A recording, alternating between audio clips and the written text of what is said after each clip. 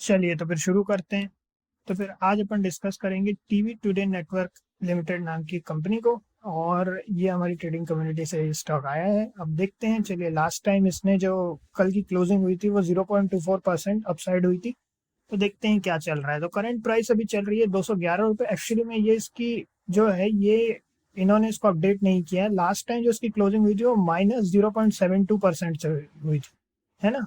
और 1.5 रुपये से करीब करीब। और जो अभी जो प्राइस चल रही है वो चल रही है 208 रुपये की। इसमें अपडेटेड नहीं है, बट कोई दिक्कत नहीं है। अपन देखते हुए चलते हैं कंपनी की अभी क्या चल रहे हैं फाइनेंशियल्स। तो ये जो टीवी टुडे नेटवर्क है काफ़ी फेमस है और आज तक के साथ हैं। आज तक तेज और आज तक ताज़ा एचडी के जो 24 आवर ब्रॉडकास्ट होते हैं उसमें इनके काम रहते हैं। और इसमें अपन देखें तो इसमें रेडियो स्टेशन, न्यूज़पेपर्स वगैरह सबको, तो रेडियो स्टेशन का भी नाम दिए हुए हैं। और दिल्ली, मुंबई एंड कलकत्ता में इनके ब्रॉडकास्टिंग होती है। अब अगर अपन और थोड़ा सा देखें तो की पॉइंट्स में देखें, आज तक मेंशन है it's leadership among Hindi news channel. आज तक के बारे में इन्होंने बताया है। और उसके बाद फिर ऑडियंस मेजरमेंट सिस्टम BARC जो है, मार्केट शेयर 24.5% का है इनका। और उसके बाद फिर इंडिया टुडे टेलीविजन जो है नंबर 1 यंग ऑडियंसेस 33.8% का मार्केट शेयर है। और नंबर 2 है प्राइम टाइम है। और इस तरीके से उन्होंने अपना जो है कंपनी के बारे में बात की है। अब चलिए तो अपन देखते हैं फाइनेंशियल्स कैसे चल रहे हैं इनके। तो अभी हमने यहाँ ऑलरेडी मैक्स पे सेट किया हुआ है। तो मैक्स पर अगर अपन देखें तो इनका जो ऑल टाइम हाई था वो अराउंड 521 रुपीज का था। काफी अच्छा ऑल टाइम हाई इन्होंने लिया था, वो लेकिन हुआ था 2018 में। अब अगर इस साइड अपन आकर के देखें तो अभी ये चल रही है 208 रुपये का एग्जैक्टली, ठीक है। प्रोज एंड कॉन्स स्क्रीनर क्या बताएं, देखते हैं। पहले बुरी खबर कॉन्स देखेंगे तो company has delivered poor sales growth of 4.03% over past 5 years. Company has low return on equity of 13.6% over last 5 years. Sales growth बहुत मतलब कम हुई है 4.03% से 5 साल से। और उसके बाद में रिटर्न ऑन इक्विटी जो है 13.6% से कम हुई है पिछले 3 सालों से।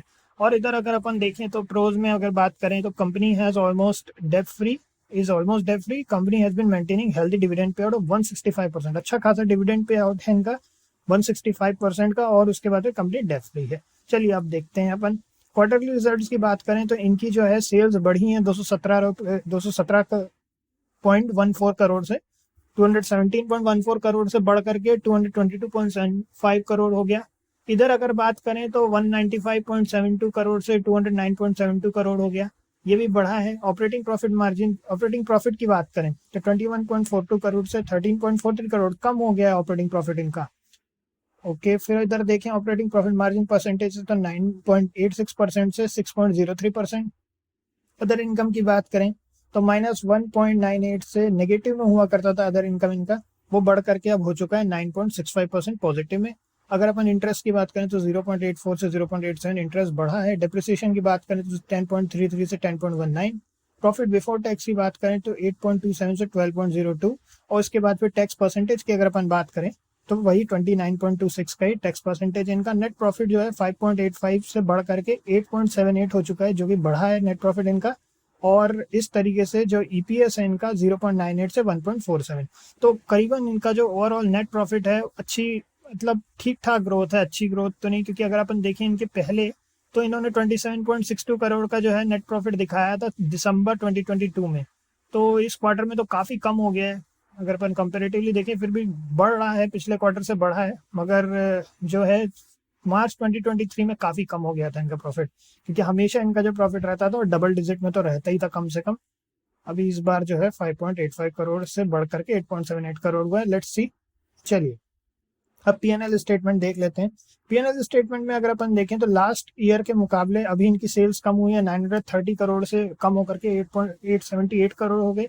एक्सपेंसेस की बात करें तो 686 करोड़ से 747 करोड़ हो गए। ऑपरेटिंग प्रॉफिट की बात करें तो वो भी 244 करोड़ से 131 करोड़ कम हुआ है। ऑपरेटिंग प्रॉफिट मार्जिन की बात, परसेंटेज की बात करें तो 26% से कम होकर के ये 15% का हो चुका है। उसके बाद में अगर अपन देखें तो 37 करोड़ से ले कम होकर के फिर इसके बाद में अब लगातार कम होता रहा है। 37 करोड़ तो 2021 में था, फिर 2022 में 44 करोड़ हुआ, फिर उसके बाद 34 करोड़। तो बीच में बढ़ा 22 में, फिर उसके बाद वापस कम हो गया यहाँ पे। अगर अपन अदर इनकम की बात करें, इंटरेस्ट की बात करें तो उतने का उतने ही है, 3 का 3 ही है।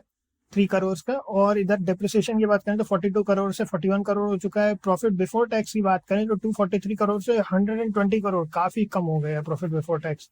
अब अगर अपन टैक्स परसेंटेज की बात करें तो 25% से बढ़ करके 27% का टैक्स परसेंटेज हो चुका है। हालांकि अगर अपन और पहले 1 साल पहले चले जाएं तो 32% हुआ करता था। नेट प्रॉफिट की अगर अपन बात करें तो नेट प्रॉफिट भी कम हो गया, काफ़ी कम हो गया, बल्कि 182 करोड़ से सीधा 88 करोड़, बहुत कम हो चुका है। अब देखते हैं, चलिए अगर अपन इधर देखें तो ईपीएस की बात करें तो 30.42 से कम होकर के 14.79 हो गया। डिविडेंड पे आउट की बात करें तो 10% से बढ़ करके 473 का, बहुत ही अनयूजुअल ग्रोथ है, बहुत ज़्यादा डिविडेंड पे आउट किया है इन्होंने। अब चलिए और देखते हैं आगे। बैलेंस शीट की बात करते हैं। बैलेंस शीट में इनका शेयर कैपिटल उतना 30 करोड़ का 30 करोड़ ही है। रिजर्व्स की बात करें तो 1128 करोड़ से 799 करोड़ कम हो गए हैं रिजर्व्स। बोरोइंग की बात करें तो 32 करोड़ से 34 करोड़ के हो चुके हैं, बढ़ी हैं बोरोइंग्स। अदर लाइबिलिटीज की बात करें तो कम हो गए हैं 222 करोड़ से 210 करोड़। टोटल लाइबिलिटीज की बात करें तो 1411 करोड़ से 1073 करोड़। फिर इसके बाद में अगर फिक्स लाइबिलिटीज की बात करें, अपन फिक्स एसेट्स की बात करें, फिक्स एसेट्स की बात करें तो फिक्स एसेट्स में 227 करोड़ से 214 करोड़ हो गया। फिर उसके बाद CWIP की बात करें तो CWIP उतने का उतना ही है इनका, 1 करोड़ का 1 करोड़। फिर इसके बाद अदर एसेट्स की बात करें तो 1183 करोड़ से 857 करोड़ हो गया। टोटल एसेट्स की बात करें तो उतना ही उतना 1411 करोड़, और उसके बाद वो 1073 करोड़। तो इस तरीके से बैलेंस हो गई। अब कैश फ्लो की बात करते हैं, ये इंपॉर्टेंट पार्ट। अब कैश फ्लो में देखिए, यहाँ पे अपन देखें तो मार्च 2022 में 236 करोड़ से सीधा कम होकर के पहुंच गया 41 करोड़ पे, काफी कम हो गया है। अगर अपन इन्वेस्टिंग एक्टिविटी की बात करें तो -211 करोड़ जो कि नेगेटिव में हुआ करता था, अब ये पॉजिटिव होकर 317 करोड़ की अच्छी बढ़त है इसमें कैश फ्लो इन्वेस्टिंग एक्टिविटी से। अगर अपन इधर की बात करें तो फाइनेंसिंग एक्टिविटी और भी ज्यादा नेगेटिव में चला गया, पहले -22 हुआ करता था, अब -427 हो चुका है। अगर अपन देखें तो ओवरऑल कैश फ्लो नेगेटिव में है इनका, -15 करोड़ के नेगेटिव कैश फ्लो के साथ में कंपनी चल रही है। मार्च 2022 में पॉजिटिव कैश फ्लो था 2 करोड़ का। तो अगर अपन देखें तो ये जो कंपनी है, अगर कैश फ्लो के मामले में बात करें तो सबसे हाईएस्ट अभी तक की जो हमारे पास रिकॉर्ड है 2012 से लेकर के 2016 में इनका सबसे ज्यादा नेगेटिव कैश फ्लो था -48 का। और फिर उसके बाद -17 का कैश फ्लो था जो 2021 में था। अब 2023 में -15 का कैश फ्लो है। So third lowest cash flow हमारे पास में है अभी। अब अगर अपन थोड़ा सा रेशियोज को डिस्कस करें तो रेशियोज को देख लेते हैं। 75 से 88 करोड़ का हो चुका है यहाँ पे डेटर डेज में। उसके बाद में अगर अपन देखें तो कैश कन्वर्जन साइकिल जो है, एक्चुअली में डेटर डेज जो है 75 से 88 हो चुके हैं। और उसके बाद में फिर कैश कन्वर्जन साइकिल की बात करें तो 75 से 88 ये भी हो चुका है। फिर वर्किंग कैपिटल डेज की बात करें तो 285 से 232 हो चुके हैं। फिर इसके बाद में अगर अपन बात करें ROCE की तो 22% से 13% की हो चुकी है, जो कम हुआ है काफ़ी। अगर अपन लास्ट काफ़ी समय से इतना कम ROCE इन्होंने नहीं दिया था, 22%, 21%, 25%, 26%, इस तरीके से करते करते अगर अपन को लास्ट इतना कम की तरफ जाना है तो सीधा 5% था जो कि 2013 में हुआ करता था। अब 10 साल बाद इनका जो है 13% हुआ है। चलिए देखते हैं। तो फिर अगर अपन होल्डिंग्स की बात करें तो प्रमोटर होल्डिंग उतनी की उतनी है, 58.45% की प्रमोटर होल्डिंग। FIIs की बात करें तो उन्होंने अपनी होल्डिंग कम की है, 1.97 से 1.51 कर दी है। अगर DIIs की बात करें तो 14.60 का उतना ही 14.60 का परसेंटेज है। गवर्नमेंट की कोई होल्डिंग नहीं है। पब्लिक होल्डिंग की बात करें तो एक पब्लिक ने अपनी होल्डिंग बढ़ाई है 24.97 से 25.42, ये क्वार्टरली है। अब अपन ईयरली भी देख लेते हैं। ईयरली की बात करें तो 58.45 से 58.45 ही है। फिर उसके बाद FIIs की बात करें तो 1.97 से 1.51 है। फिर उसके बाद में अगर अपन DIIs की बात करें तो 14.60 का उतने ही है। अगर अपन फिर से एक बार गवर्नमेंट होल्डिंग 0 की 0 है और पब्लिक होल्डिंग जो है बढ़ी है ओवरऑल, जिसमें भी 24.97 से 25.42। अब इसके बाद में चलते हैं, चलिए इनके चार्ट पे। चार्ट पे अगर अपन बात करें, डेली टाइम फ्रेम पे चार्ट खुला हुआ है। अगर अपन ओवरऑल देखें, अब चलिए थोड़ा सा अपन वीकली टाइम फ्रेम पर चलते हैं, इनके थोड़ा सा और क्लियर देख पाएंगे। तो ये इनका ऑल टाइम हाई है, अभी तो काफ़ी फॉल आया हुआ है इसमें। फिर अपन डेली टाइम फ्रेम पे भी एनालिसिस करेंगे, पहले थोड़ा सा वीकली टाइम फ्रेम देख लेते हैं। एक क्रूशियल लेवल जो हमें यहाँ पे दिख रहा है। चलिए देखते हैं अपन।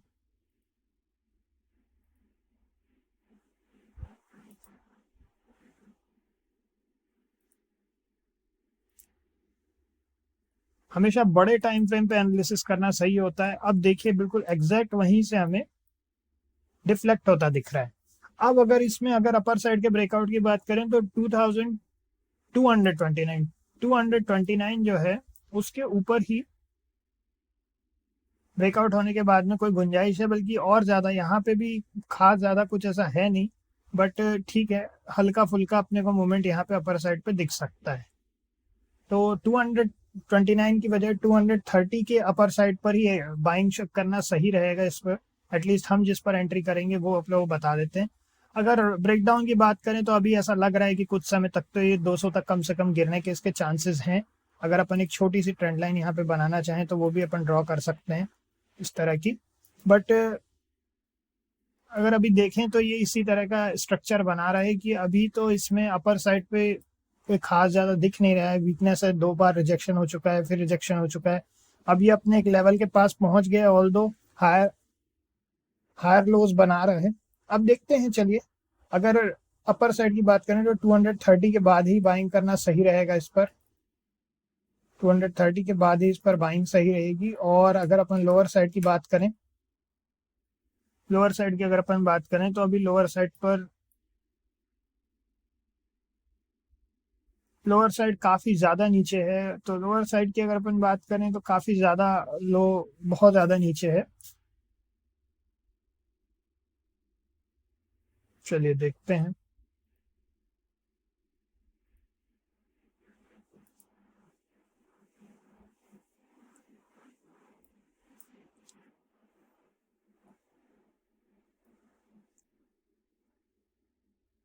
लोअर साइड 170 के नीचे है, जो कि बहुत ज़्यादा नीचे है। तो हमें उम्मीद है कि अपर साइड पर एक मोमेंटम दिखाना चाहिए, क्योंकि ऑलरेडी एक अपसाइड मोमेंटम यहाँ देखने मिल रहा है। हालांकि ये एक क्रूशियल लेवल है, अगर ये इसको ब्रेकआउट देता है तो भी एक अच्छी अपसाइड मोमेंटम दिखा सकता है। बाकी ओनली टाइम विल टेल, देखते हैं।